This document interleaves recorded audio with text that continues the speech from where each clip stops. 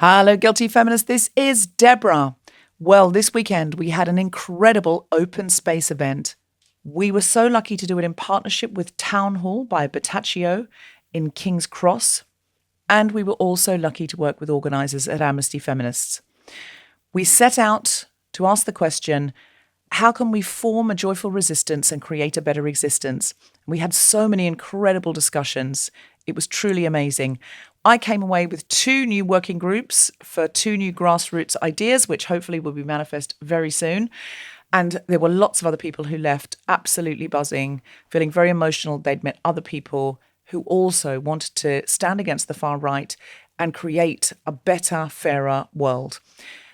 Really recommend that you sign up at guiltyfeminist.com if you want to hear about more open space events and Road to Gilead shows and other events.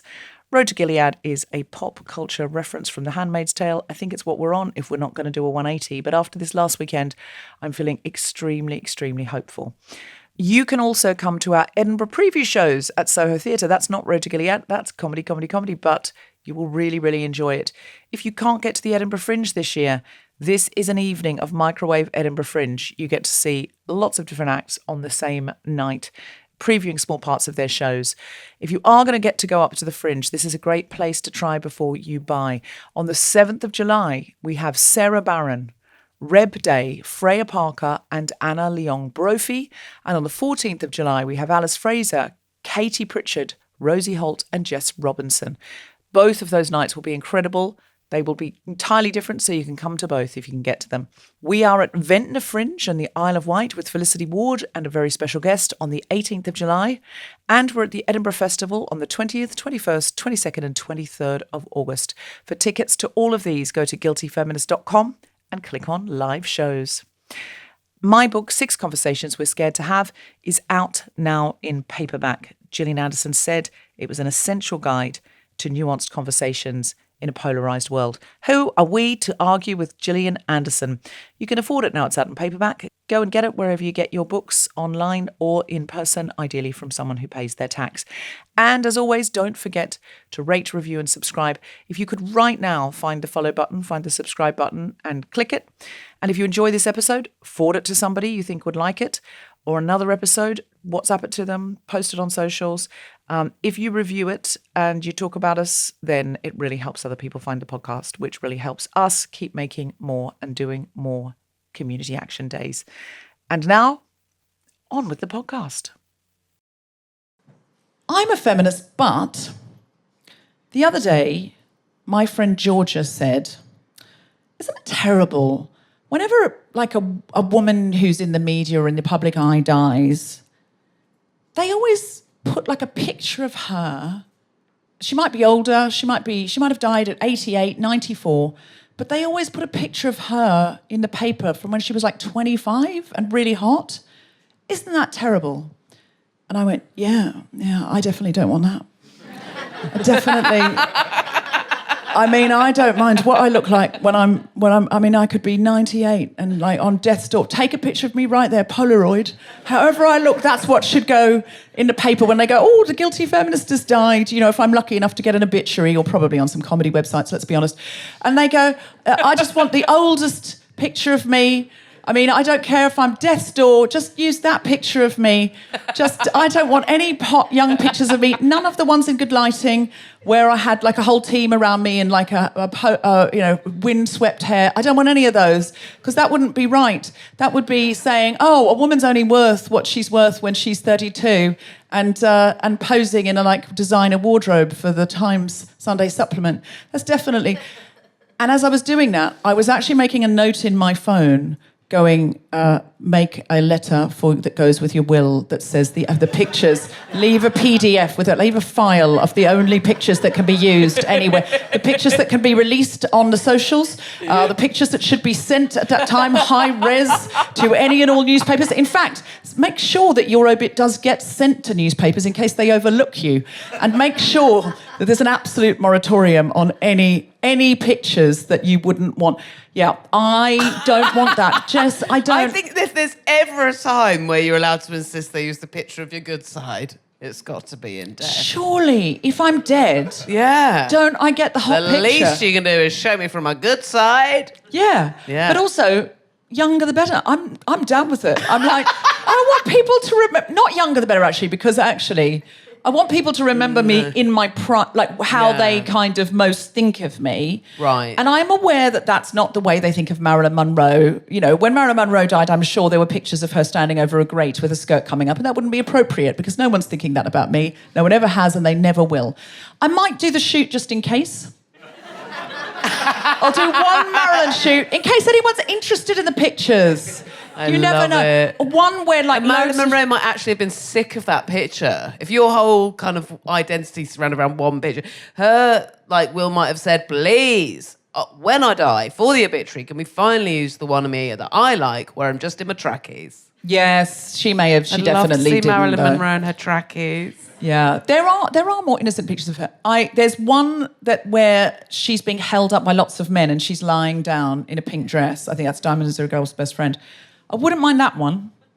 But is that wrong for a feminist to be held up by lots of men? We could see it as a metaphor for being held up by the patriarchy. Yeah. Yes. I'm a feminist, but I let my 10-year-old son call me bruv. Even though I'm his mother. And I don't know how feminist that feels. It doesn't feel 100% feminist to let the child call me bruv. I have found I will draw the line at unk. Unk? Yes. What's when he calls unk? me unk, I think it's short a for uncle. term that children are dishing and adults are dishing out, I think, to mean sort of a wizened old man in their family. Unk? Yeah, my son likes calling me unk. So do you say... Because he knows that I have to very, very much to hide my true reaction. But you accept bruv? I'll take bruv. Bruv, it's bruv. Bruv, okay. But do you ever say, could you call me mum instead? I find that's too much of a don't press the red button for him. Right. If you say, please call me mum, it's not fun enough. It's not going to get any kind of reaction out of me. It's simpler to pretend you enjoy it and hope it eventually goes away. Wow. There's a lot of times I found the only way I'm trying to kind of commandeer his language. I don't know if any of you have got kids in the school system in London, but it is an entirely different language, and the only way to sort of put an end to it, or not put an end to it, is to kind of make it embarrassing by using it yourself. Oh, that's good. Yeah. So if you start referring to yourself find it quite impressive. Yeah. So if I'm like, hey, it's Mummy Unk, that's where we might make some progress. Yeah. You've killed it by liking it. Yeah, exactly. Yeah. Oh, I tried once. I did one successful one. He was with a friend and we'd all been out watching a sports thing for hours and we were starving, and I ate some chips very quickly, and his friend said, oh, you ate those chips quickly? And I said, I'm built different. I'm a big back. And the child loved that. I think it means I'm big and strong. I'm pretty heavy. And the child loved the ownership of that. But today I said to my son, with something's good, I've learned that you're meant to say clock in. And he's like, no, it's clock it, not clock in. And I really fucked it. But you've probably ruined a whole phrase for him now. Yeah, I have, yeah. So I'm a feminist, but I went to the Women's Prize for Fiction last night, which was lovely to be invited. And there is a brilliant book reviewer. You can find her on Instagram, What Sarah Read Next, at What Sarah Read Next. And I was chatting to the wonderful Sarah, and I was saying, because now most of her job is books. She interviews people about books, and she's got this brilliant Instagram, and then she goes and does wonderful book events. And I said, what did you do before that? And she said, I was working in development. And I said, oh, TV development. And she went, no, development. And I went, what, like literary development? And she went, no, development. And I went, you sure you don't mean like TV development, like developing TV shows? And she went, no, I was working at the UN for developing nations. And I went, oh my God, I am such a terrible show business, fluff head, that when I hear development, I think a 6-part comedy drama for Channel 4. And she's thinking about developing the whole world. Like she's talking infrastructure. She's talking water pipelines. Yeah. She's talking community. Conservation, I'm like, progress. I just said, oh my God. I said, I'm a feminist, but she went, well, that's a good one for you. So tonight, I've used it. What a fluff head. I'm a feminist, but I'm collecting the World Cup Panini stickers, the Men's World Cup stickers, with my son, and he has had to ask me to stop saying objectifying things about the players. Oh. Yes, I fancy a lot of them. I absolutely would. At least half of the Iranian team. Oh, Deborah. The jawlines. It's extraordinary, yeah. And a 10-year-old boy has had to go, enough. Did he say moratorium? He said end of... Yeah, no. he didn't use the word objectifying, but he's sick. He's absolutely sick of it. And the worst thing for him is, I'm bisexual and it's the Women's World Cup next year, so he's going to have to go through all again. Yeah. Nice life for me, terrible for him.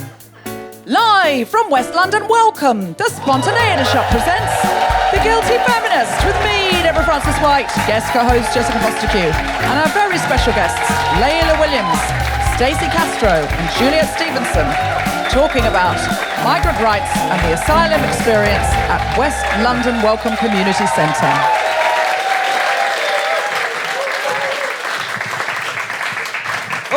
Hello, and thank you so much for coming out to West London Welcome tonight, which is, for the listeners at home, a community centre in West London that is run by and with refugees and asylum seekers and migrants. And it is a gorgeous place with lots and lots of local volunteers, and it's just exactly what the world needs now. A haven, a place of connection, a place of exchange, a place of compassion, a place of empathy, understanding, story switching.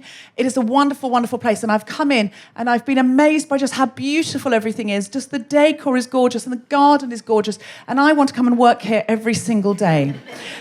So thank you so much to all of you for coming out. Just give us a cheer if you are a supporter of West London Welcome.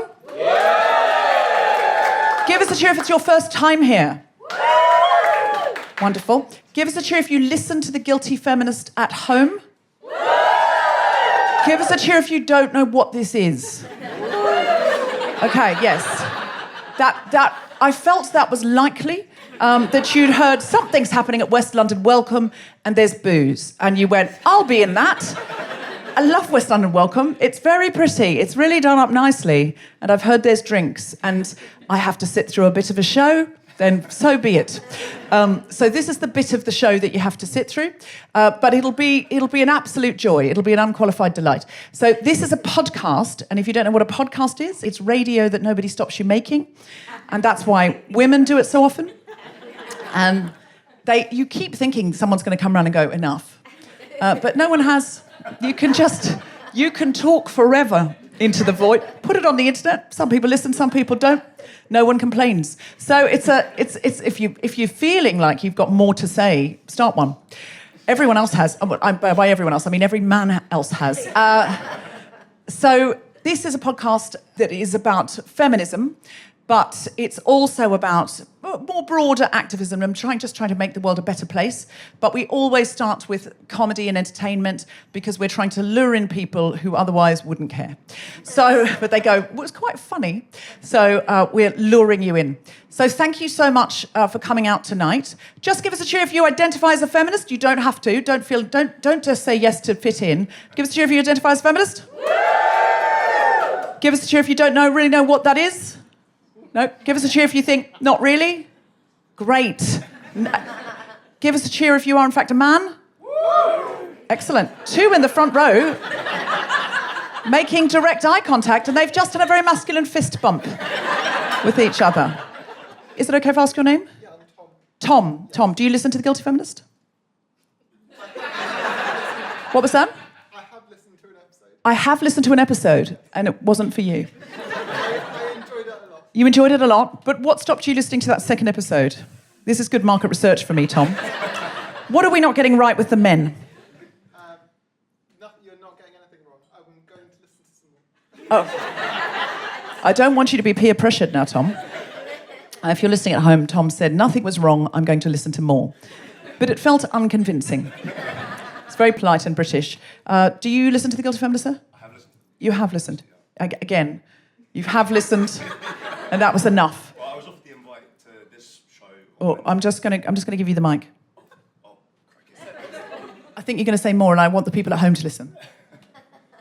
I was given the invite to this show on Wednesday, so I did my market research before accepting. Yes. And I've enjoyed, so I'm here. Wonderful. So thank you. And what's your name? I'm David. Just give us a cheer if you think you have a feminist job or side hustle. Yes? Who? Oh, someone's very enthusiastic there. Oh, Joe! You run West London. Welcome. You definitely do. Anybody else? Anybody else? Yes, what's yours? I'm a solicitor who represents people who have been detained under the Mental Health Act. And a lot of my clients are women. A solicitor who represents people, so I'm saying this for the people at home, a solicitor who represents people who have been detained under the Mental Health Act and... I am very drunk right now, so I forgot what And I'm very drunk right now. So hopefully... Oh, I remember you said, and I represent a lot of women, but you forgot that because you then said, I'm very drunk right now. So hopefully no one needs representation this evening. If you do, I would look elsewhere. I would look elsewhere. Anyone think they've got an unfeminist job? Give us a cheer. Yes, what's your job? What's your name again? David, Tom and David. I remembered Tom, interestingly, but he has got my husband's name, and you haven't bothered to do that, so it's on you, really, David. David, what do you do for a living? I work in renewable energy. Renewable energy. Oh. For the government. Oh, okay. This is just like being on Hinge, isn't it? Oh, no. Disappointing. Oh, this seems like finally. No, this is disappointing. Again. Tom, what do you do? I work for a suicide prevention charity. You work for a suicide prevention charity. Is everybody in these four walls some kind of saint? I feel like I've found two men, and one is renewable energy and the other one is a suicide hotline. Basically, essentially, everybody here. Everybody, let's be honest, it's a Friday night in London. London is pulsating with nightclubs and decadence. Who am I talking to? The people that want to come to West London Welcome to see a feminist show. Of course, you're all angels. I love you all. With that in mind, now that we've got to know each other, I'm sorry, I don't think I've got to know you. What's your name? Reza. Excellent. Reza, what do you do here? What kind of volunteering do you do, Reza? I'm on the board. You're on the board. Well, is that volunteering really, or is that just fancy? Because on the board, people just sit around chatting and making decisions. I feel like volunteering is coming in and making cups of tea and scrubbing things. That's what I think of as volunteering. On the board is like, would you come in and, you can consult. And then you tell people, I'm on the board, and they're really impressed at parties. No, I come here about once every 2 weeks. You- I'll just spend some time in the centre. You come here once every 2 weeks and spend some time in the centre. I'm sure Joe is standing up for you, Reza, and saying, no, he's not just a board member who shows off at cocktail parties.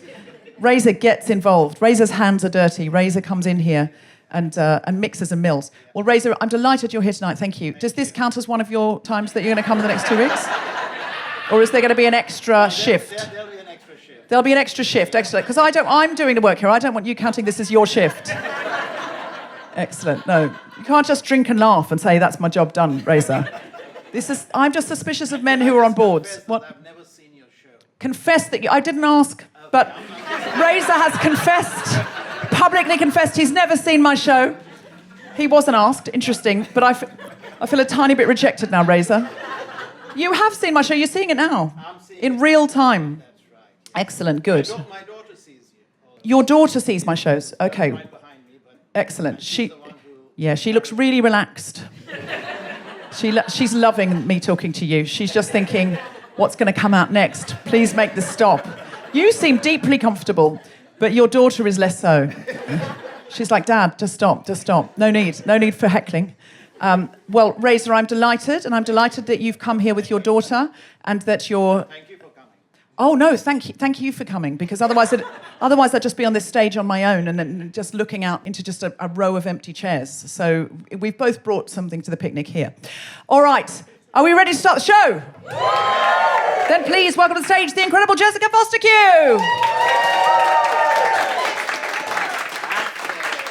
Okay, do you want to sit? Hello. You sit there? Hello, everyone. This is so lovely. And Deborah's already said lots of lovely things about what a great space it is and how beautifully it's been kind of decorated and everything. But also, we do this show. I mean, I'm a guest co-host, so I don't do it all the time. I'm lucky enough to do it every now and again. And we do it all over the place in theatres and stuff. And all sorts of different venues, actually, over the years.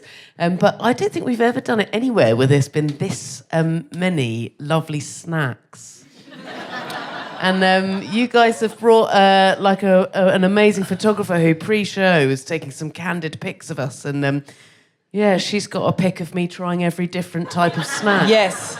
I did You were notice that talking, too. and in the end, I just had to go and stand next to her so that she stopped getting pictures of me.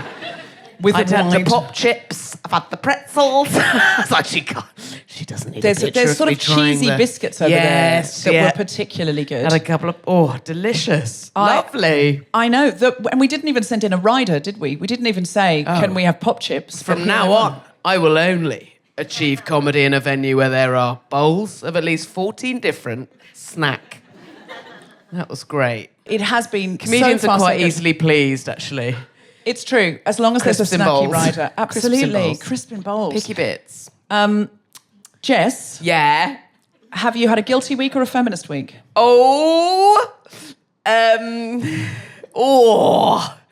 Guilty. Great. I don't Why feel is it like more I've guilty? been intellectually firing on Nelly cylinders. Sorry to brag. I don't feel like cleverness-wise there's been loads going on. No, I feel like I've just been moving through time and making a minimal amount of mistakes. Listen, that in itself, in a fast-paced world of late-stage capitalism, I think is a massive achievement. Okay, thank you. And that's like where we should set the bar. Absolutely. Just continue to move through the moments. Absolutely. Doing your best. Yeah, that's all we can do. Who else is doing their best? Give us a cheer. Oh, that was a huge cheer. Everybody else is doing... Because that was a worrying few people. That was who so cheered few for people that. who felt they were doing their best. Does that mean everybody else is phoning it in? Just give us Yeah. give us a cheer if you're not doing your best. Okay. I'm thrilled about it. I think Absolutely that's the thrilled shit-faced about lawyer. it. That is. Yes. Indeed it is. Fantastic. This is The Guilty Feminist, the podcast in which we explore our noble goals as 21st century feminists and our hypocrisies and insecurities which undermine them. I'm Deborah Frances-White. With me is Jessica Fostekew. And we are talking about migrant rights and the asylum experience in this week's Refugee Week special at the West London Welcome Community Centre. We are doing this episode as a celebration. Increasingly, the far right get to dominate the narrative on refugees, migrants, and immigration, and it can feel hopeless.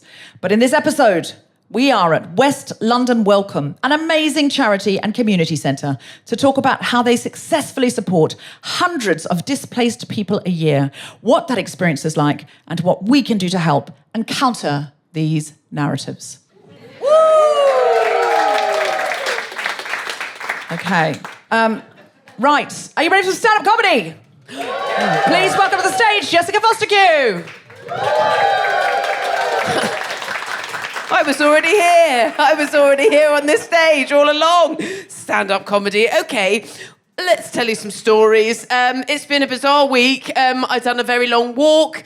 I'm basically really leaning into my midlife crisis. I'm trying a lot of very kind of extreme things to make me feel alive. Last night, for the first time ever, I tried hot yoga. Very nice. I stupidly did it just before a stand-up gig. Not a great idea. I don't know if you've ever seen a comedian fall asleep during a 20-minute set. That's very nearly what went down. I actually loved the hot yoga. I found it, surprise, a bit hot.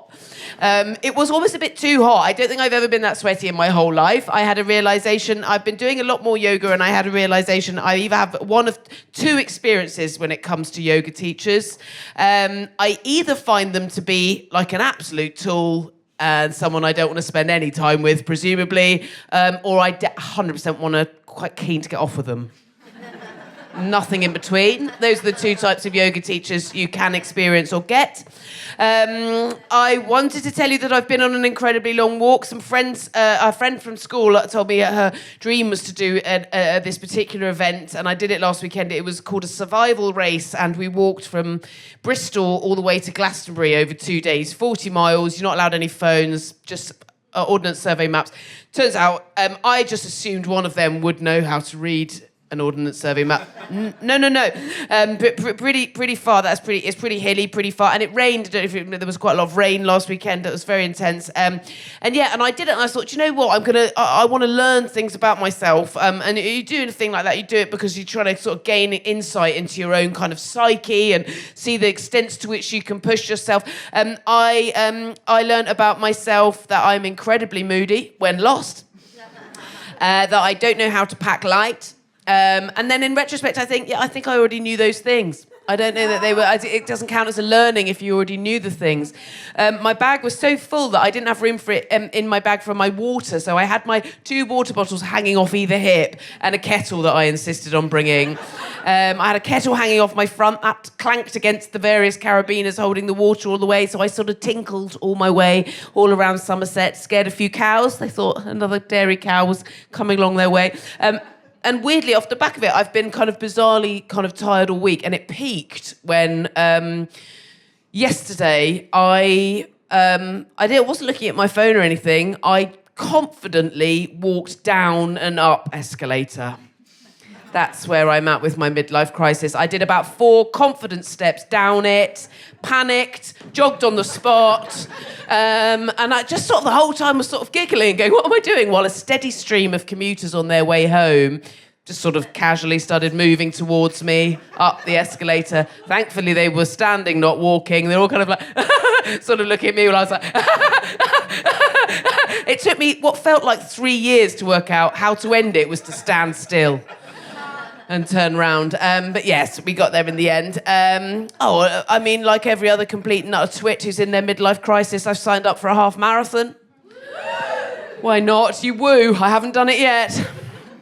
It's not until the autumn. I will give it my best. I'm not a natural runner. I think my main kind of problem with running is I don't have the right psychological mindset. I have a thing every time I run where I don't think the elite runners have this. Every single time I run, at some point during the run, in my mind, I will think, if you want, you could walk. And that will make it. That is, yeah, you're not helping yourself if that's the attitude you've got to the thing. Yeah. And no, I've learned one great thing about myself. I'm trying to look for the positives in my sort of experience of practicing running. My main thing I've learned about myself is I've actually got an exceptionally clever bottom. Yes. I don't think I've got a very helpful bottom for long distance running. What I've got bottom-wise, I think the science term is a big biggie. She's a big biggie. I love her. I'm not trying to change her. She's great for some things. Having a big bum is fabulous for sitting. It's nice to look at. You're welcome. But it's not great for long-distance running because it's quite literally holding me back. It's nature's weighted rucksack. It's sticking out. Do you know what I mean? It's as unhelpful as the tits. If anything, it's the tits of the legs. That's never really made a full room of people laugh, but it's my favourite thing I've ever written. I'll give you another moment with it if you like. Tits of the legs. Merry Christmas. Yeah, but my bum's clever. So my bum knows it's not helping me when I'm running, and it's gone, well, while you're doing that then, I'll get some other stuff done. Oh, and the things it's achieved. So when I'm running, I have a belt so I can have my keys and my phone and stuff, and the stuff that my bum has done on the phone. It is amazing. It's locked me out of the phone for 45 minutes. That was mindful. My second favourite thing, it's made a call to Korean emergency services. Which, brilliantly, that call was received. So that means that somewhere in Korea there is a paramedic or a firefighter who has taken a phone call for 30 seconds that must have sounded like this. That's not great, is it? And my favourite thing the bum's done, how clever is this? My bum, after a longer run, I looked at my phone, and what the bum had done, it had gone into a WhatsApp group that I'm in with my son's entire year group. It's a 3-form entry primary school. That's nearly 100 parents. It had gone into that WhatsApp group. It had made myself an admin. It deleted 19 other parents, and then it left the group. Yes, thank you. Thank you. Just for clarity, my mum couldn't do that with her hands if she was trying, okay? And I've just done it with my buttocks. Thank you. Jessica Fostekew, everybody!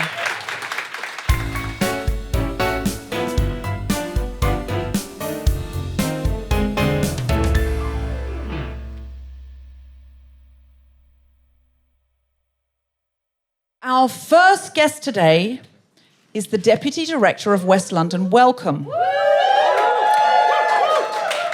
She oversees advice and casework, communications, safeguarding, and much else besides. Please welcome to the stage, Leyla Williams.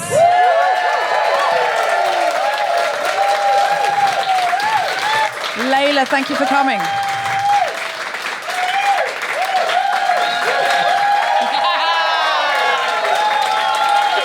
So lovely. Wow, Leyla must be a real wonder around here because That is really lovely. She's basically had if you're listening at home, she's basically had a standing ovation. Thank you so much. Joining her is a member and volunteer for West London Welcome who has received support here since her arrival in the UK through claiming asylum to now, where she has permission to stay, and she works full-time in hospitality as well as volunteering here. Please welcome to the stage, all the way from El Salvador originally, and from West London this evening, Steasy Castro.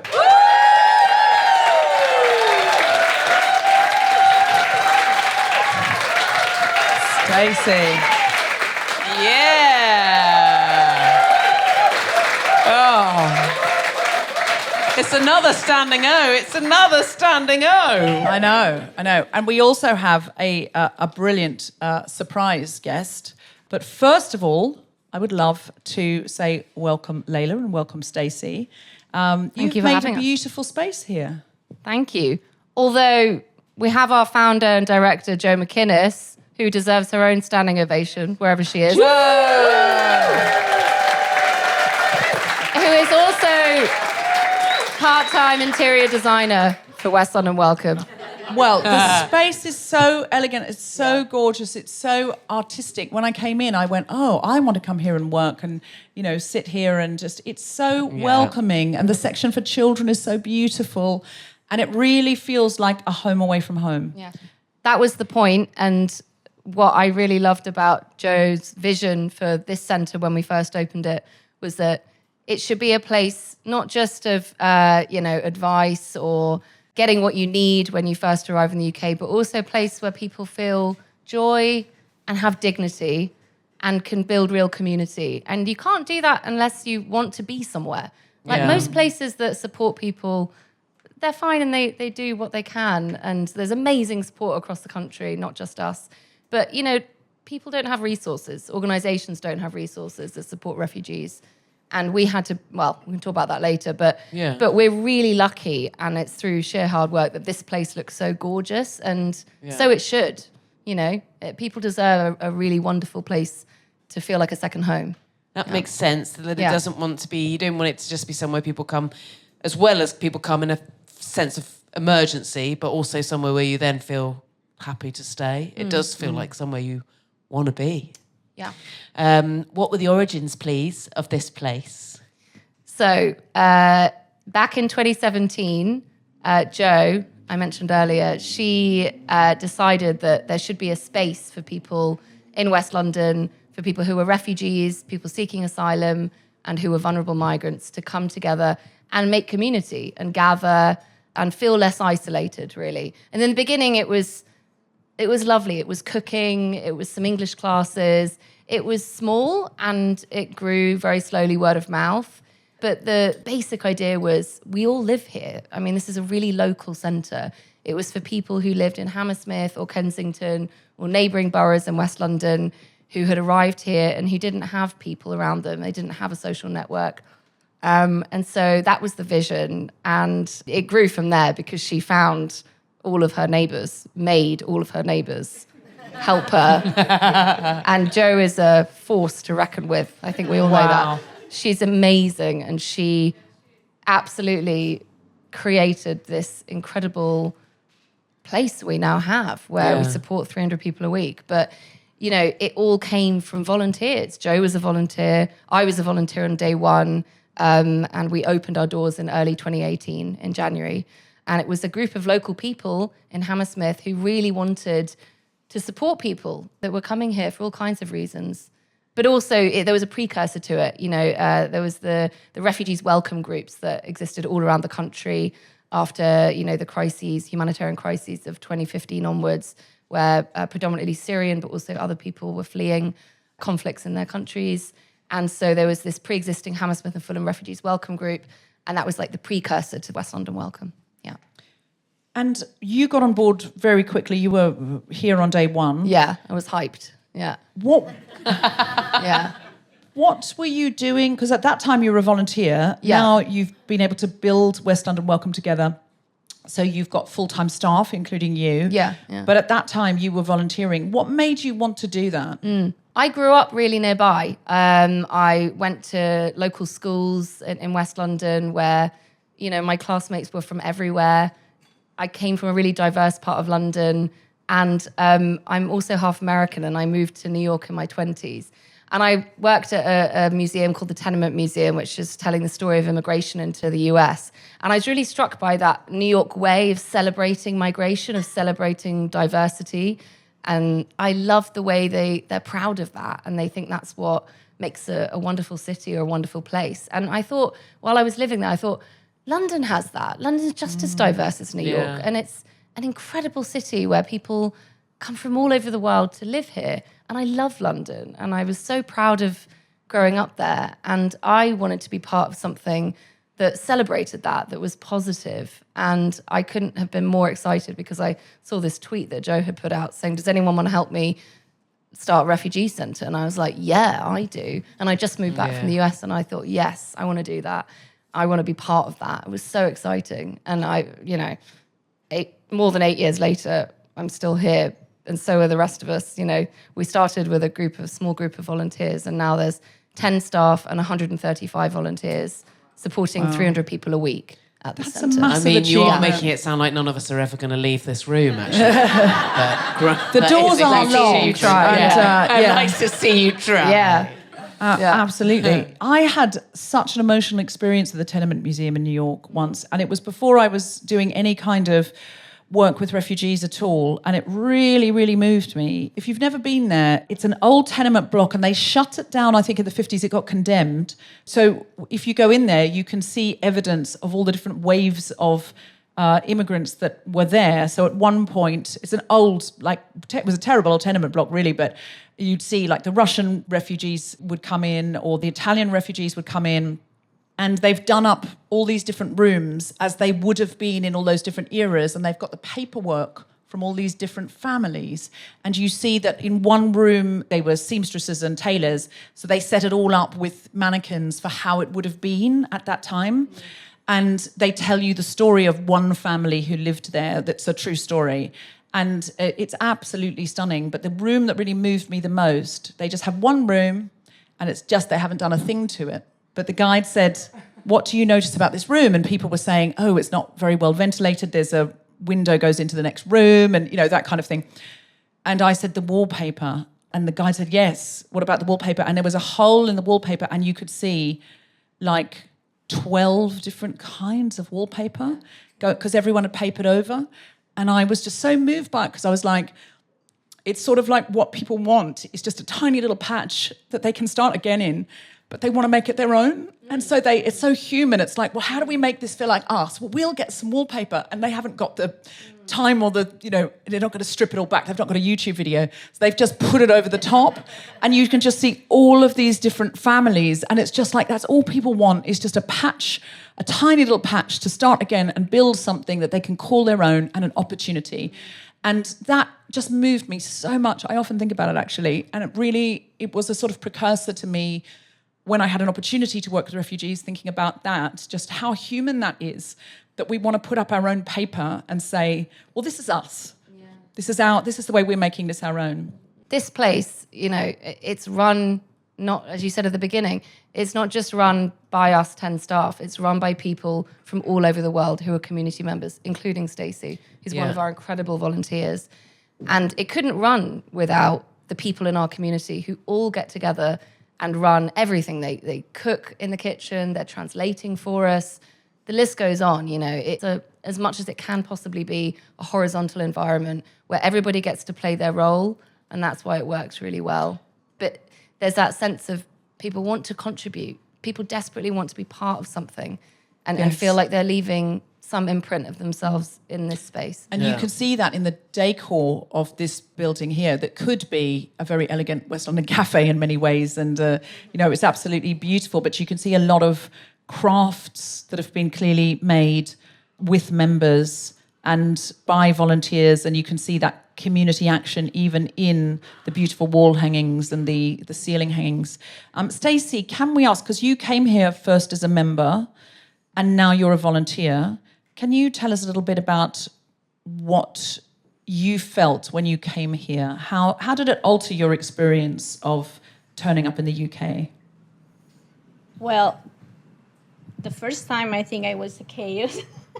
I was crying because I arrived here in the 2020 in the lockdown for the COVID. Oh, So it was a very complicated time. Everyone were closed. We didn't have any access to coffees or charities or places like now. So I was close with my children at the hotel for the last 6 months without go anywhere, without clothes. So when I arrived to West London, I was basically like a vulnerable woman, crying, scaring, without access to solicitors because I didn't know about what I have to do. Yeah. So I was basically lost. And then they guide me about what you have to do.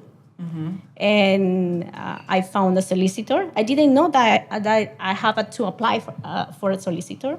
So basically, they gave me all the information here. They gave me even the clothes for the children for the winter because we are coming from really tropical hot weather, Central America. So we didn't have the appropriate clothes. We didn't go out because we didn't have even the clothes. So they provide everything. They provide security. They provide information. And they provide English classes. Since that starting the West London Welcome, I started to improve my English because I didn't know about English or school. My children didn't go to the school because I didn't know that they have to write to study in this country. Mm-hmm. I don't know if it still happened the same, but when you start your process, they give you a document with your picture and said you are not allowed to work, you are not allowed to study, and I received one for each one of us. So I thought in the paper of my children, they say they were not allowed to study or work. So I didn't know. So my children were at the hotel without school because we didn't know. Until Joe told me, how is possible the children are not studying? No one locked the door. No one. And they say, the staff of the hotel, they didn't tell you. And I was, no, why? And she started with so fury. And I was like, I couldn't understand. I said, but look, I have this document. They say they can't study. Yeah. And Joe told me, no, but it's not, don't work like that. So since that moment, they start to work to find a school for my children. They start to work to trying to find a solicitor for me because they asked me, do you have a solicitor? And I was, I don't know. And they have a volunteer, Freddie, who he speaks Spanish. In that moment, I couldn't understand English. So that volunteer helped me with Leyla, with the translation and everything. And I feel more secure because I was close in a hotel in the COVID time with any information, with any people to knock my door and tell me absolutely any information.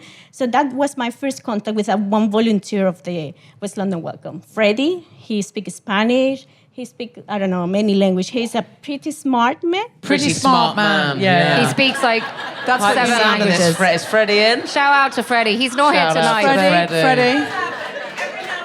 Every now and again, he's you get a pretty smart man. He's a legend. Yeah, He okay. became a lawyer. He helped me with that. It was our first contact with a volunteer. Mm-hmm. And we start to find out how sort out all the issues that I have in my case. I applied for solicitor. Mm-hmm. My children got to school. And after, it had been a long journey. They moved me 3 times from a hotel. They sent me to Birmingham.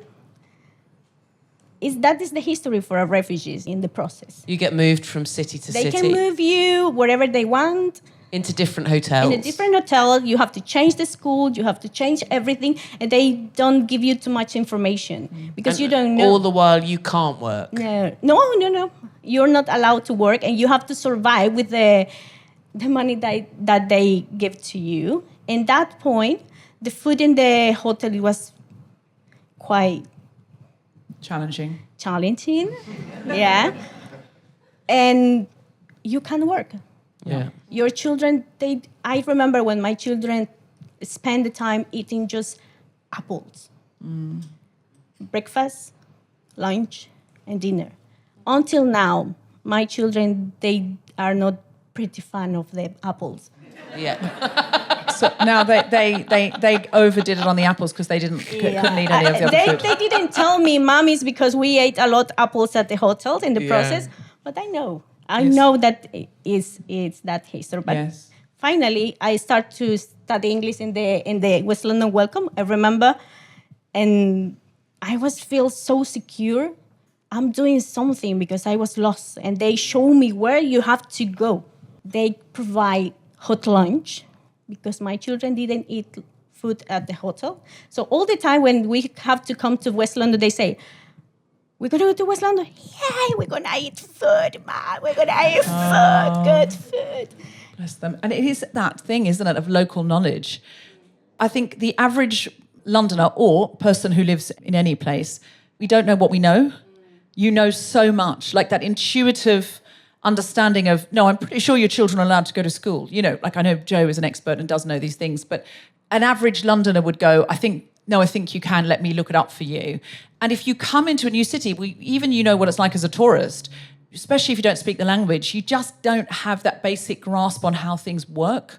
And so having people who care about you and are going to treat you like a friend, that's what everyone needs. Anybody who moves to a new city needs a friend who goes, "Oh, don't do it like that, it's really expensive. Come with me, I'll show you." And that's just such a wonderful piece of human connection that you can really feel in this centre when you walk in. It's like, we're all friends here. What do you need? Let me see if I can help you. And that's just such a wonderful thing.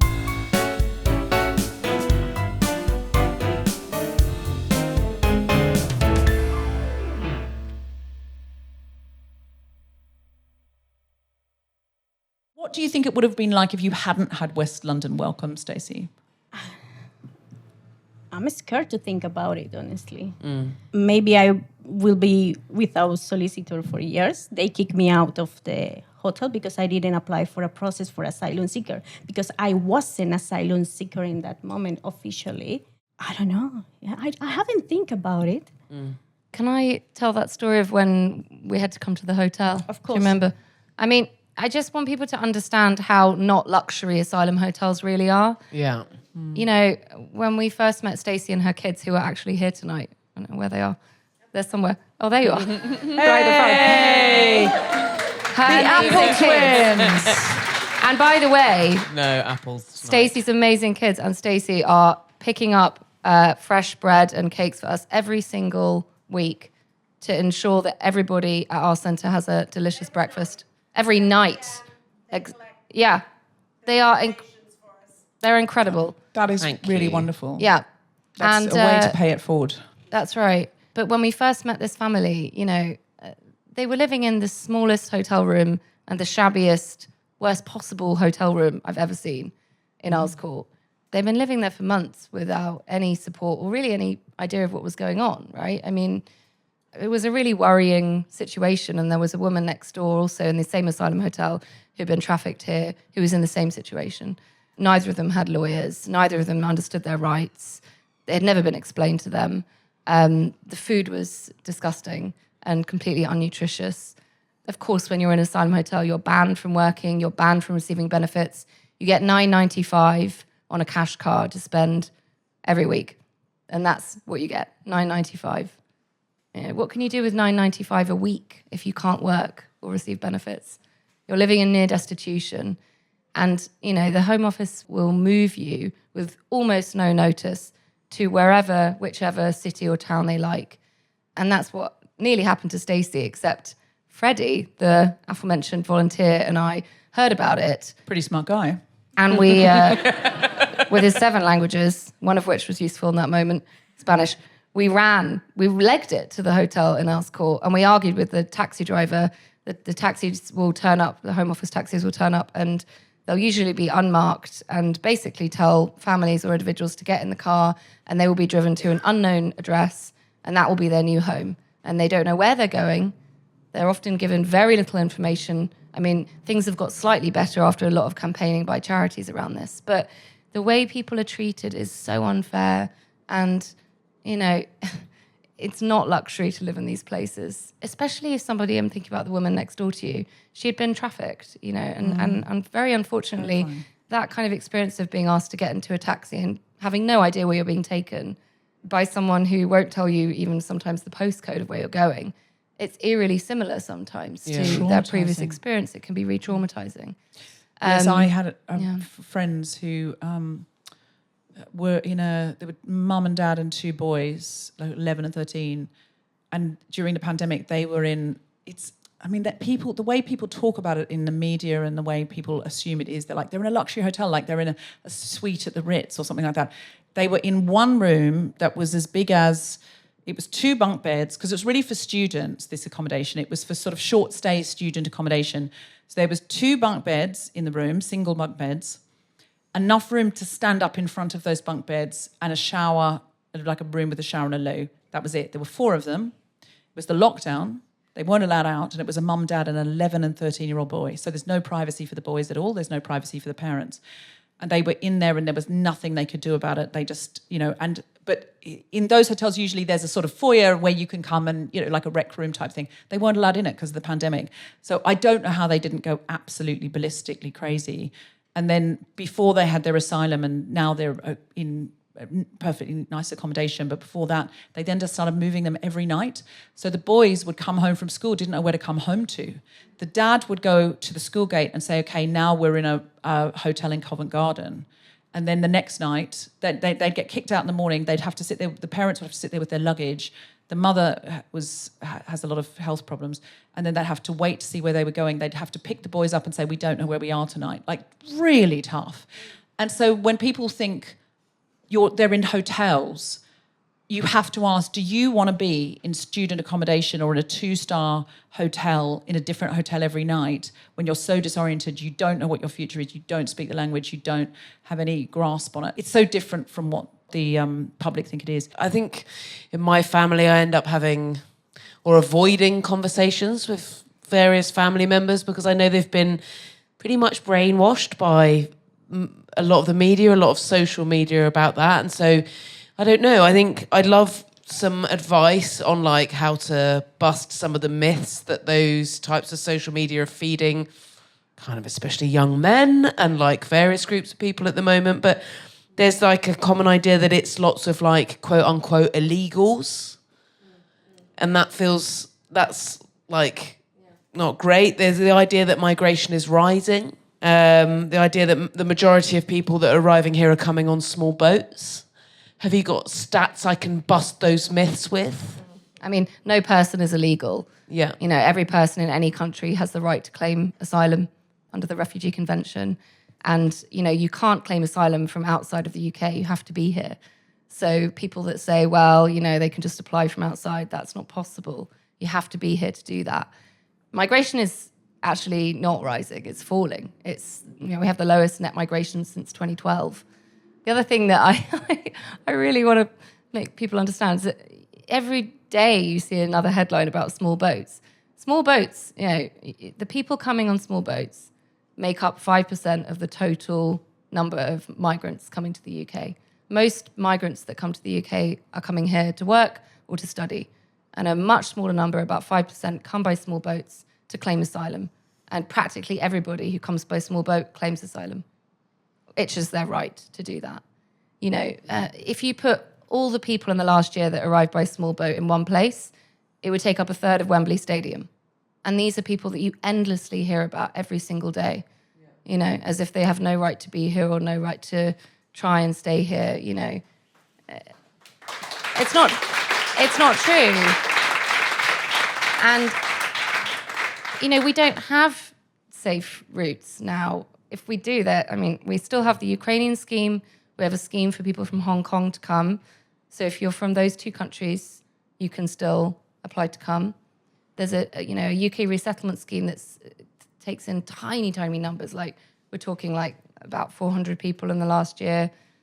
We have a humanitarian crisis of a huge scale going on. And the UK brings in around 1% of the world's refugees. We rank, I think, 17th in Europe in terms of the number of asylum applications here. We're not dealing with numbers that are so unmanageable that we can't allow them to exercise their right to claim asylum and live in safety. That's something we can do. Agreed.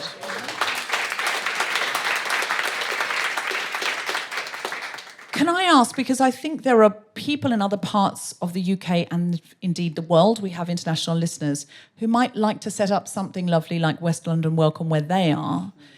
Can I ask what an average day, because you managed to have an actual centre, like a lot of people I think possibly might do things like this, where they go to a community hall on a Thursday afternoon, or you can come on a Monday morning or something like that for advice and community and that kind of thing. But you actually have a centre. How do you start something like this? And can I ask what an average day is like? What would this be like if I came on Wednesday morning or Thursday afternoon? You'd be doing knitting with Sedi, our Iranian sewing instructor. We do so many things here. But it didn't start that way. Like I was saying in the beginning, we started small. It was cooking, it was English classes.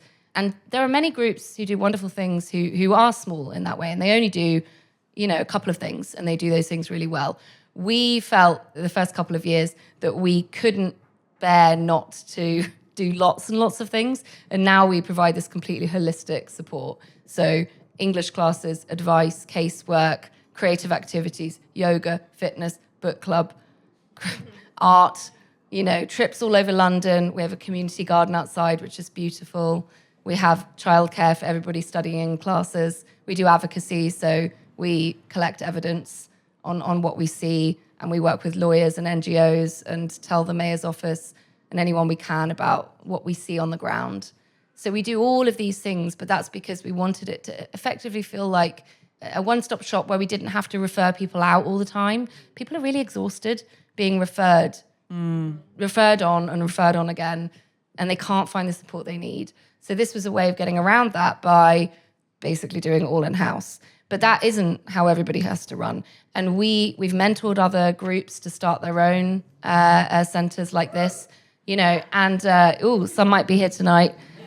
And it's so important that people feel able and energized to do that, because these are our neighbours, These are the people we live next to and among, and we shouldn't feel disconnected from those people. And actually COVID and the kind of mutual aid that, existed in that time taught us all a lot, actually, I think, about how you support people in the place that you live. And so, we would encourage anyone to reach out and find out more about how you do that. But we would say start small, because if you start big and you try and do all these things at once... And it's great that you do all those things, but I do feel a bit awkward about the thing I said about yoga instructors earlier now.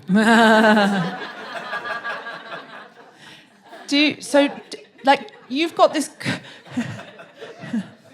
You just never know when you're making a faux pas in the comedy, do you? Most of the time I am. You have a lovely, large space here. How do you, if this isn't rude, how do you afford it? If I wanted to start something like this in North London, for example, how do you get funding for something like this? Well, we apply for grants, and there are many amazing organisations like us that get grant money from different funders.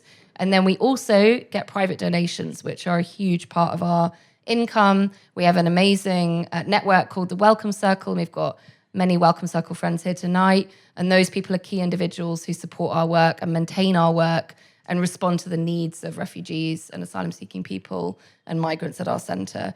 And there's much more about that on our website. It's an amazing way to donate, because you're really part of the community. You're also part of the community, of course, if you donate by direct debit through local giving. Excellent. So, thank you. So if people want to donate, they can go to westlondonwelcome.com. That's right. Yeah. And they can donate, and you could become a regular donator. So if you live in West London, or you just think, wow, this sounds like something I'd like to support, And that's how you keep the doors open and you keep such a lovely space and you keep so many people connected and supported. Yeah. You also have, you said, 130 volunteers. 135. 135. Wow. Sorry, I don't mean to discredit the 5. I'm sure they're also doing great work, Reza. I think you're one of the 5 and we know that. The board. I'm seeing you in a big boardroom with a port, Reza, glass of port, saying, good work. Good work, other volunteers. Poor Reza. Poor Reza. No, I'm sure Reza does his shifts. I bet Joe vouches for him, and Joe's much loved. He's amazing. He loves me teasing him. Don't you, Reza? Don't you, Reza? No. Yeah. What did you say? Enjoying every bit. He said he's enjoying every bit. He's someone I'd call Unc. I don't know if that's allowed. He's like Unc, like for short for uncle. Like, cool uncle. Yeah, I wish you were my uncle, Reza. Maybe we can talk about it later. So it's descended into flirting. Listen, it's Friday night. I don't get much social life. I'm quite busy. You've got to fit it in somewhere. So, Leyla, you also have 135 volunteers. If people live in West London and they'd like to volunteer... Yeah, they can apply through the website. And you especially want people who speak lots of different languages. Yes, a community language. So, Arabic, Tigrinya, Kurdish, Spanish, French, Farsi. So if you're a pretty clever guy and you're listening to this, and you speak a bunch of languages, or even just one of those, you could volunteer so that you can come down, and it just makes everything so much easier when people are able to speak fluently in their own language and explain things. That's a great thing that you need. And if someone else wanted to start, where would you start? Say you wanted to do North London Welcome, what would be the first thing that you did? Yeah, I'd put out a call. Well, I'd copy Joe and I'd bully my neighbours into helping me. I'd make sure that everybody sat in a room together and we thought, what does it mean, or how do we set up a refugee centre? And what would that look like? And who can do what? So we did a bit of a skills chat, like who can do what, Yeah. I'll do the website, someone else will think about donations, someone will make sure the food comes in, right? So there's a role for everyone to play. Is it somebody's job to turn the alarm off? Yeah, someone has to turn the alarm off. It kind of just does that, and we sort of have to wait. Sorry. That's all right. Stacey, can I ask you another thing? How do you feel, once you got status in the UK, how do you feel you've been supported by the government since that point? Well, in the first moment, I was like, I could breathe. Yeah. Because still waiting for 1 year, 8 months. But thinking about, I can stay, I have to wait. With any news, it was like, okay, I can stay here. But after coming the other challenges about the house, about how we can survive. Now I can work, but no one wants rent me a house because I don't have any background here, any reference. So it's another challenge for the refugees, honestly. It's not like we decide to choose that way. It's the thing that we have to do with all the support that we have around to us. In that point, I just went with West London Welcome, and they provide all the information about what I have to do, how open a bank account, because I didn't have a bank account, how we apply for benefit, how to start to check if I have right to rent, because we have to check that. They provide all the information, but it's coming with many challenges as well as families, as refugees. We start to look for how to survive in the world when anyone knows us, we don't have background, we don't have reference, so it's a lot. And start to look how to survive. Yeah. Yeah. And eventually you are working now.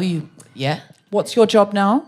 I'm working in hospitality sector in Chelsea and Westminster Hospital. Oh wow! So I'm working as a host, but I have been working since I got my status in this country, working hard in cafe, pubs, hotels, everywhere, working hard because the things that the people need to understand. When I feel really frustrated when I heard, no, they don't want work. The asylum seeker, the refugee don't work. They just live from the benefit. I work so hard. And I work so hard because I like work. I feel very proud when I earn my own money. And I feel it's not true. We work. I also don't think refugees are allowed benefits, are they? Like, until you've got... Asylum seeking people, they asylum can't. seeking, a little bit, but they can't claim benefits. It's not hot and cold running benefits, though. It's very limited what asylum seekers get. And as you say, most people, I think people who strike out with hope and risk it all to get somewhere better, to be safe, tend to be ambitious people. They tend to be the kind of people who go, okay, what next? What can I do? How can I make this better for myself and for my children? And I think that's what people forget. Who strikes out and who says, we might make it, come on, it's worth the try. Those same people build local businesses. Those same people are amazing in the jobs that they get and that they do, and they create community and opportunity for other people. And I think that's always the case. What hopes have you got for your children, the Apple twins? I would like to say that this process has been so hard. And all the aspects, you can feel cold and difficult to survive with all the challenges, the waiting, the status. But I think our support network, I will talk about myself, West London Welcome. They gave us the community. They were there when the process, it was so hard. They make me feel like you have a family. Even my children, they said, every problem that we had is we think, Leyla, Joe, West London Welcome, because it's my second family. We don't have too much family here, honestly. And this place make me feel at home. When I'm here, it's like, this is my place. This is my people. This is my family. Because they are. They are. They really are. They really care about that we are human and we are just trying to survive and start again and trying to move forward. And we want to be successful. We want many things, and we want to be part of the community, part of the society. When I start to pay tax, my first pay slip in IC, I was like, yes. Oh. And I think every refugee in this country, we feel the same. We feel like, because there are many myths about, no, they live from our taxes. I'm paying taxes. Yeah, I feel that. Yeah. I actually feel similar to that because I was raised in Australia and I moved here and I got to go to university here, which in the days when you still got government grants and you were able to go to university for free. And I've always felt like proud to pay tax, or if I've had a good year and I have to pay more tax, I always feel really proud of that. And Stephen, who lives with me, and my husband, he's Syrian, and when he came to us as a refugee, he's a British citizen now, but he said to me early on, my goal is to pay as much tax in this country as possible because I need to... I feel like it's you, Stacey, making me so emotional. But he said, I think it's Razor. He said... He said, I want to give back to the country that took me in when I needed something. It was, when I needed a safe haven. And when he's got a jewelry company, and when he first was allowed to work and he started this jewelry company, he needed help at Christmas putting all the chains on the necklaces, and he hired a local kind of British person who he knew who needed some work. And at that point, he was still working out of his bedroom in our flat.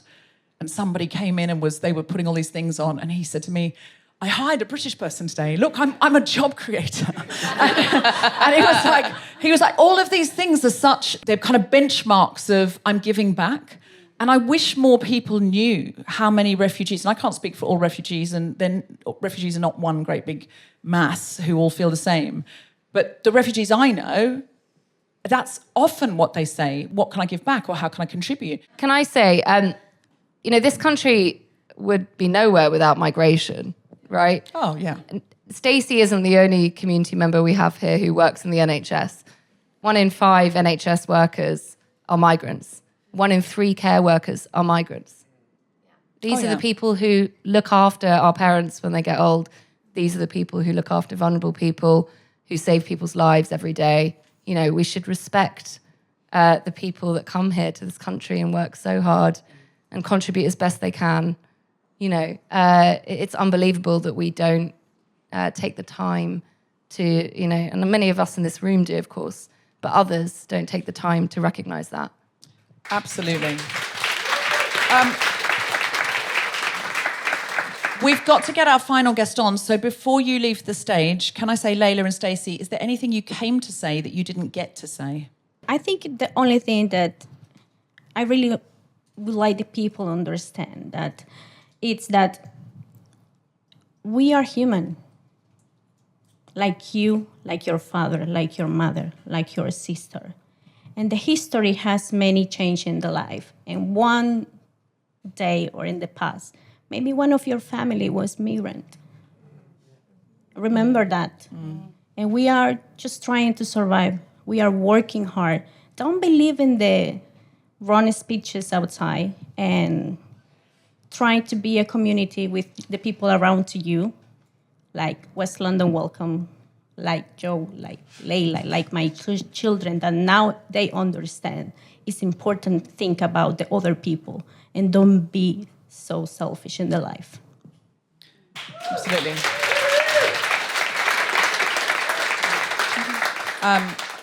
Leyla? I don't want people to think that a really dystopian future with, you know, ICE-style raids on the streets and us being in a much worse place than we are now is inevitable. I want people to look around them in their communities and think about what they can do and take energy and hope from the people around them and not just accept a negative fate. I think sometimes progressives think that, you know, because the world is how it is, that we don't really have much agency within it and that we should just sort of do our best and kind of accept that. But that's not how we change things. And, you know, we are so lucky here to be surrounded by this incredibly strong, positive network of people who do everything they can to make people feel supported, know their rights, get what they need, have fun and find joy in their lives, right? Because that's also so important, you know? And I think it's too easy to sort of like stay negative and feel so bleak about the way that things are going at the moment. But we, you know, we have this opportunity, right? I mean, it's now or never. We should myth bust. We should talk to our friends, our family, and most importantly, our acquaintances, and challenge narratives on migration that aren't true, you know? Because if we aren't going to do it, then I don't know who will. Yes, absolutely. Big round of applause for Leyla Williams and Steasy Castro!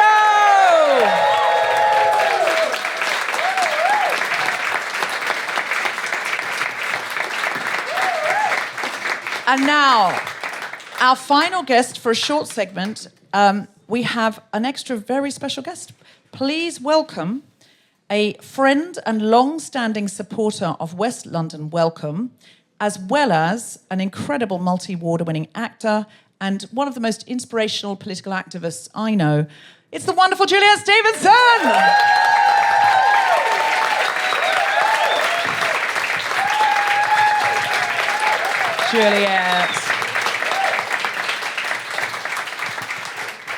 Juliet, thank you so much for coming. It's a joy, always a joy to be here. Do you enjoy West London Welcome? I know you've been a long-time supporter. What's drawn you to it? Because you have a lot of causes. If I may be so bold, you have too many causes, Juliet. Juliet. Rude. Juliet's a great friend of mine, and I have many times begged her to have fewer causes, or at least spend less morning, noon and night on those causes. Because if I get a text at 3 a.m, I immediately know it's Juliet. It's Juliet. If it's not someone from Australia, she comes it's with Juliet. one of her causes. And it will be 3 a.m, would you sign this petition? I'm like, Juliet. Now, here's the problem. The pot here. It's It's the a pot pot here. and kettle situation. It is a pot and kettle because I am awake and going, Juliet, go to bed, stop doing causes. And then she will say, well, why are you awake reading about the causes? I'm like, it's a great point, Juliet. I was doing a cause myself. But we try and temper each other and we absolutely fail.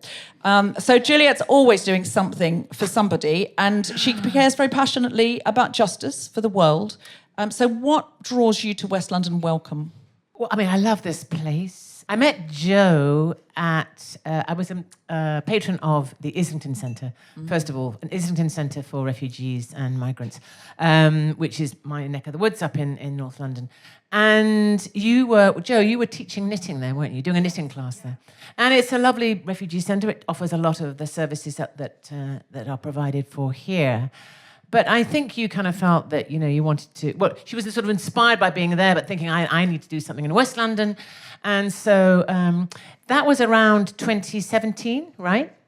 But in 2015, when, as Leyla said, the whole refugee crisis exploded on the world in Calais, the whole Calais jungle thing was happening, and I got very involved in that and went to Calais a lot, as did Hugh, my husband, who's here. And we did what lots of people did. We took vans of clothes and food and stuff like that, but then stayed, and actually our whole family got involved in quite a lot of long-term projects. Took some time off and spent a lot of time there because it was the most extraordinary situation I think I'd ever seen.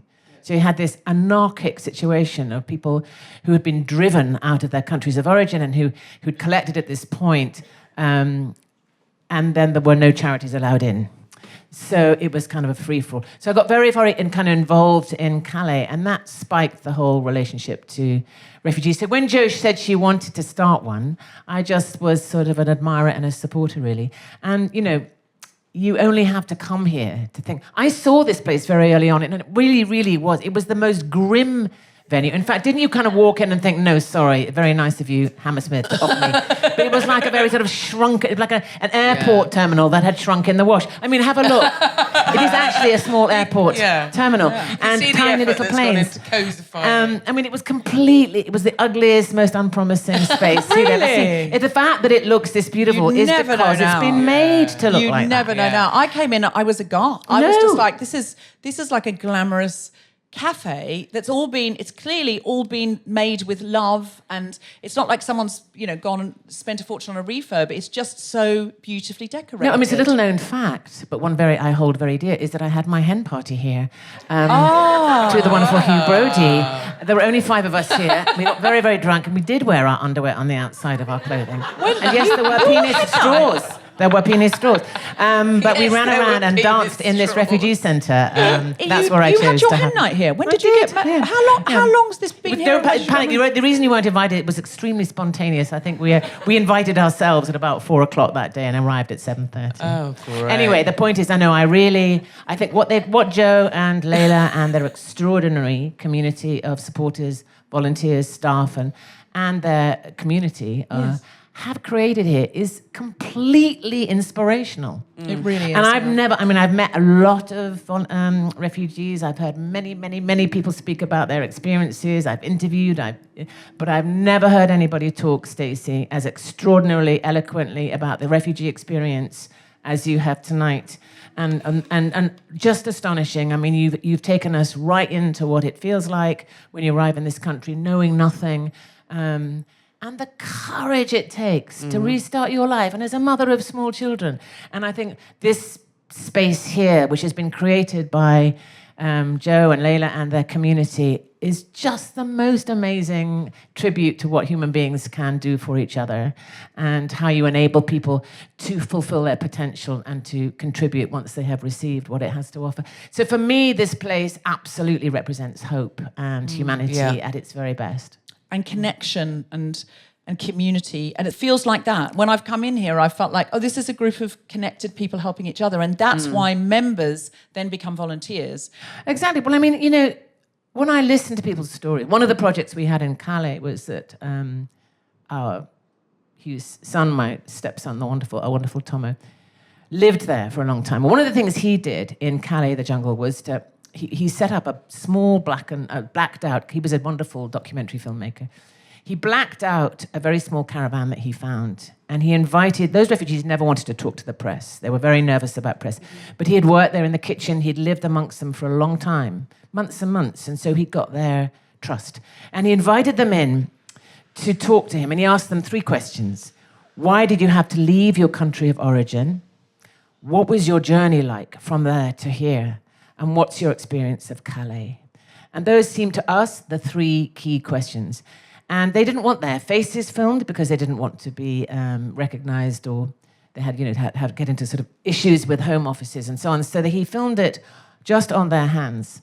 And we called the project Out of Our Hands, which has many, many, obviously echoes and meanings. And it is the most beautiful. He filmed many, many, many men, women, and children. And what those hands, how they articulate experience is just the most astonishing thing. In all sorts of ways, those hands are extraordinary. And then over the top, you hear them talking. And the humanity in this sort of project was to try to get people to understand what it takes to leave your country of origin, to leave everything behind, to make these incredibly dangerous crossings over water and land, over many, many borders, walk across entire countries, and then navigate the British system, or in that case, the French system. But to get to here, I know that I would not survive that. So people who make it, like Stacey and her kids, people who actually survive that and manage it and make new homes here, are human beings of such extraordinary characteristics and qualities that, of course, we want you. Of course, you have so much to contribute here. And so I think that a place that understands that and invites people to, we are grateful for your contributions, and you have so much to teach and offer us. So of course it's a circular situation, and I think that's something that this place here has got so right amongst so much else that they've got right. Yeah, but it's rare. Absolutely. It's rare. And all human beings, no matter their stamina or their ability to get somewhere or their ambition, deserve a right to breathe the air, feel safe, be seen by a doctor, be with their loved ones. Like, we just all deserve that. And I think if we could come back to the humanity, you know what? We're all made of the same thing. Racialization is a fabrication of human beings, that we racialize people. We're all human beings. Some people have got more melanin in their skin. Some people have got slightly different shaped face because of where we come from in the world, but we're just all human beings. And if we could all get together and team up and go, hey, there's lots of things that are affecting the whole globe, like climate change. Why don't we team up? So I think what West London Welcome is doing is just so valuable in providing so many small moments of hope, small moments of relief, small moments of connection, small moments of kindness. And the exchange is wonderful.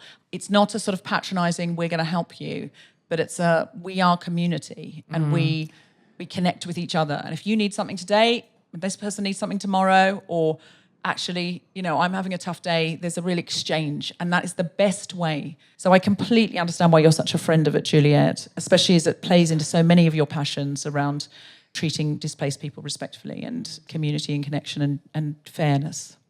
Well, I think, but for the grace of God, it just seems when people say, what's the difference between acting and activism or something, or which do you prefer, or why do you do one and not? I don't really understand these, in a way I don't understand these divisions, because you think, it seems almost the same thing to me. Both are just acts of imagination, right? What I do is I dress up and I pretend to be somebody else. Well, to do that, say I'm Lady Macbeth. To do that, I have to dress up in her clothes, and I have to imagine what it's like to have no children, to be married to this guy, and then to find out why she functions the way she does. Why does she say these things and do these things? I don't judge her, but I have to understand her.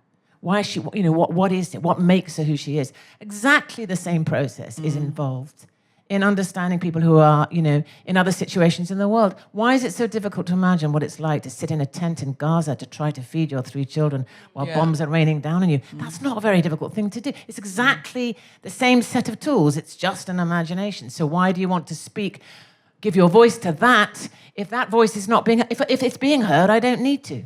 But if that voice is not being heard, which it's not in that instance, then of course you give your voice to it, because you can imagine what that's like. And I think so many people, any child could imagine that. That's what they spend their time doing, pretending or imagining that there are other people or animals. And then somewhere along the way, many, when it was, were persuaded to lose that capacity to think, what if this were me? Or that could be me, or I wonder why she's doing, let me try to understand that person before I judge them. I think that most people want to function like that and naturally do, and I don't think that's sort of romantic or optimistic. You've only got to see the hunger for community. I mean, Hugh and I spent today outside Woolwich Crown Court for the sentencing of the Filton 25. I mean, that Gaza-supporting community, that Palestinian-supporting community, the people are coming back and back and back. It's the strongest sense of family there. Now, people you see that you only know because you meet them there. You meet them amongst thousands of others, and they go on coming. And now, for most people, that is their community. And that's true in all sorts of ways. It's in your street. It's in your local WhatsApp group. I think people are almost getting desperate about the fact that our communities have been broken down by big tech, by governments destroying communities, closing down youth centres, the high streets, everything that we know about. And so they're finding other ways to have community. And if it's a situation like this one, which also has, is driven by political need, then all the better. But I think all these things are very natural to people, and they would do them naturally if they were allowed to. And I think this sort of racism stuff and the whole division and the othering of so many people is induced, as it always has been, by politicians who have vested interest in it. I mean, Shakespeare has an amazing speech where he writes about this. Why do we treat foreigners? In one of the history plays, there's an amazing speech about treating foreigners as though they're other people and they're not. This is an old game that politicians play, to divide us, to encourage us that we've got to be frightened of the other. And it suits them brilliantly, but it doesn't suit us. No, and I think the more we can do to get to know our neighbours, no matter who they are, and introduce our neighbours to other neighbours, and do think, I love the thing about the community centre is you eat together and you make things together. Anything like that that's an activity, I think that really gets around, I don't really know, you're different from me. Like, food is so international, isn't it? Just like, I haven't tried this before, or do you like that? No, I don't. Yes, I do. And I think that kind of thing, or, making something together, it just gets past so many of these artificial barriers. Juliet Stevenson, as always, an incredible pleasure to have you on the show. Juliet Stevenson, everybody! You have been listening to The Guilty Feminist with me, Deborah Frances-White, guest co-host Jessica Fostekew, and our very special guests, Leyla Williams, Steasy Castro, and Juliet Stevenson. The recording engineer was Grundy Zimbro. The Guilty Feminist theme tune was composed by Mark Hodge. The producer was Tom Salinsky for The Spontaneity Shop. Thanks to Gina Dicio, Zainab Mohammed, Ned Sedgwick, and everyone at West London Welcome, as well as all of you for listening. More information about this and other episodes, visit guiltyfeminist.com.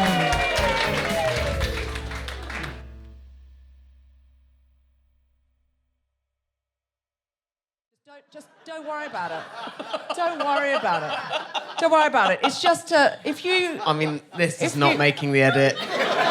You don't think I can say that? I don't think we can mention at all. Oh, we can't mention... Okay. It was fun for us. It's fun for us. This is why you come out. These are the edgy jokes you don't make at home. But that we were all hanging out at night having a couple of drinks, so the jokes escalated from there. That was the best one. That's the only one I can tell you.